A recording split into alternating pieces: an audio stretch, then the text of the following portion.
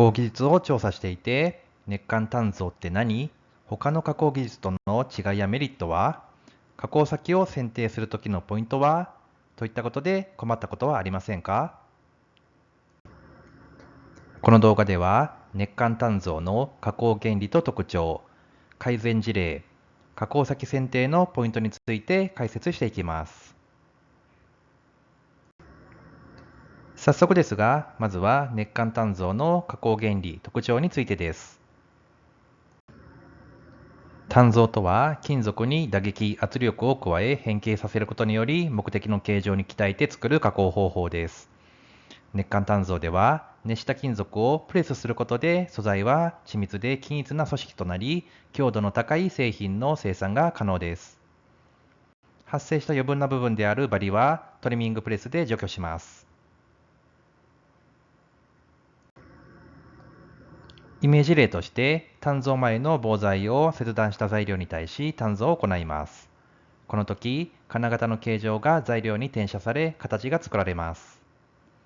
鍛造品は、その後に切削加工による穴開けなど、他の工程と合わせて使用されることも多いです。熱間鍛造を採用するメリットを説明していきます。一つ目のメリットとして、部品の一体化により、部品接合部からの漏れをなくせるということがあります。例えば従来は、切削加工により作成した2部品を後から接合していたとします。この時のデメリットとしては、加工の工数が多い、また接合部からの漏れの可能性があります。この部品を鍛造により一部品に合体させてみましょう。すると、後工程で穴開け加工をしても、部品がつながっているので、角の部分からの漏れの心配はありません。メリットとして、工数削減、コストダウン、品質安定、強度アップになる可能性があります。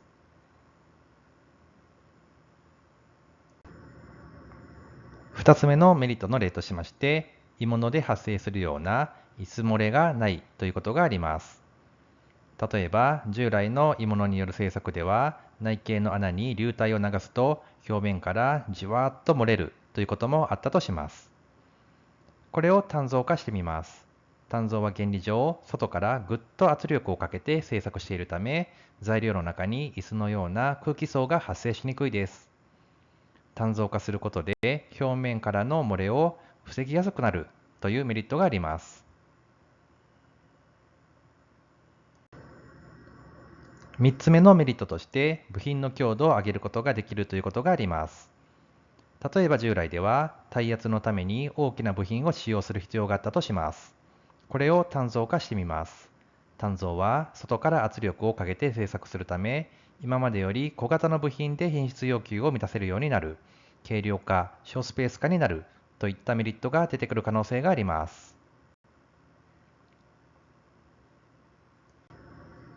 ここで他の加工方法との比較を行ってみましょう。まずは切削加工です。切削加工と比べると熱間鍛造は複雑形状が一気に作れて材料費、加工費が削減できるメリットが出てきます。一方、熱間鍛造には金型が必要となり初期コストがかかります。次に鋳造と比較してみます。鋳造と比べると熱間鍛造は椅子漏れの心配がありません。また、比較的金型も安いことが多いです。一方、金属を液体状にして型に流し込む鋳造ほどの複雑形状を作ることは苦手です。次に樹脂成形と比較してみます。樹脂成形と比べると熱間鍛造は金属材料を用いるので強度が強いです。また、樹脂成形よりも金型代が安いことが多いです。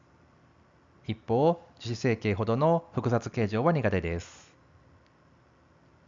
次に冷間鍛造と比較してみます。金属を熱せずに成形する冷間鍛造と比べると、熱間鍛造は熱して柔らかくなった金属を取り扱うので複雑形状が作れます。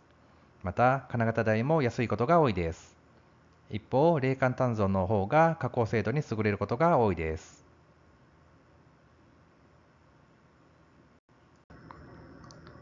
熱間鍛造の大きな特徴の一つとして、金型が必要だが比較的安いということがあります。大量生産品であれば金型代が高くてもメリットが出やすいですが、少量品だと金型代の回収だけで何年もかかってしまうかもしれません。実務的には検討している製品のロットにより金型の投資回収期間を算出しながら検討を進めていくのがいいでしょう。会社によって特色は様々ですが、松井製作所の場合、年間数量が主に数百から数万個と幅広いロットで生産できる体制になっています。次に、熱間鍛造を用いた改善事例について見ていきましょ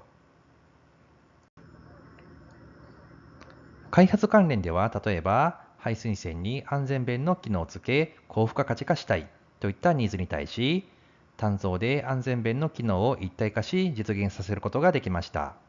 鍛造の部品の一体化というメリットを生かした改善となります。品質向上の例としては、アルミ物の切削加工品にて椅子漏れがあった、漏れ検査に多くの工数がかかっていたといった課題に対し、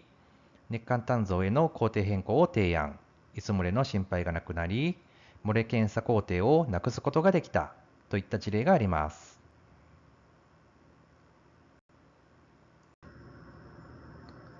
コストダウンに関する事例としては、従来は丸材から削り出ししていたため、大掛かりな材料投入、切削工数が必要となっていたといった課題に対し、単造化することにより、投入材料の軽減、加工時間の大幅短縮化に成功した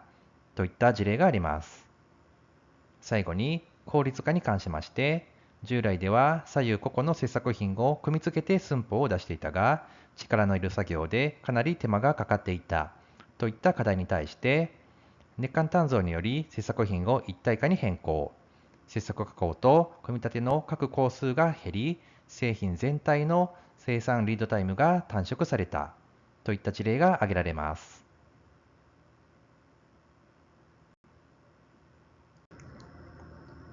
最後に加工先選定のポイントについて見ていきましょう。まず、熱間鍛造の成形方法について見ていきます。一言で熱間鍛造といっても、成形方式や生産ライン構造によって様々な方法があります。金型の形やプレスの方法によって成形方式が異なるのです。一つ目の成形方法として密閉鍛造というものがあります。この方式ではバリなく鍛造できるので材料費削減が可能というのがメリットです。一方、金型への負荷が大きいというデメリットがあります。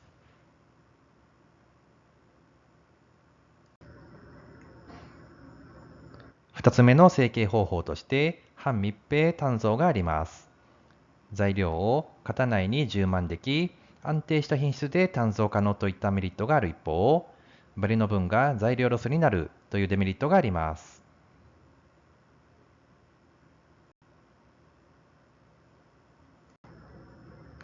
最後に閉塞鍛造という方法があります。この方式のメリットは、バリなく鍛造でき、材料費削減が可能、また、形状自由度が高いといったことがありますが、一方で、金型代が高くなるというデメリットがあります。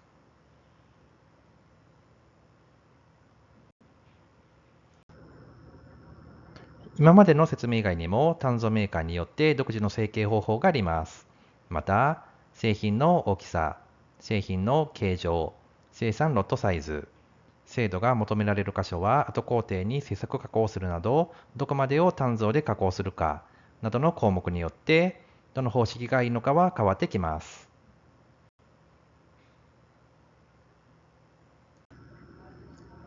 また、材料や製品の持ち手が人からボとかも会社によって異なります。会社によっては、炉への材料投入、金型への材料設置、金型からの製品取り出しなどをロボットが行っている場合があります。ロボットを使用し、自動化されているほど大量生産品に向いています。ただし、少量多品種の場合は、そのような作業を人が行った方がいいこともあります。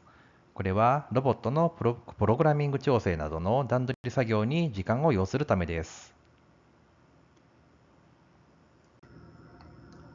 また、後工程が加工できるかどうかも会社によって異なります。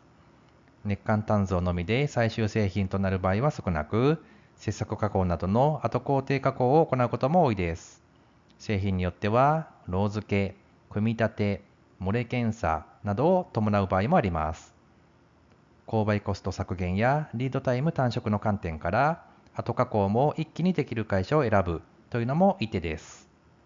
実際、今写っている写真の製品では、鍛造の後にネジ切り加工、組み立て、ロー付けや漏れ検査といった工程が入ってきます。さて、この動画での熱間鍛造の説明はこれで終わりです。あくまで基本的な事柄の解説となりましたが、より詳しく知りたい方は、ネットや書籍なども合わせて調べていただければと思います。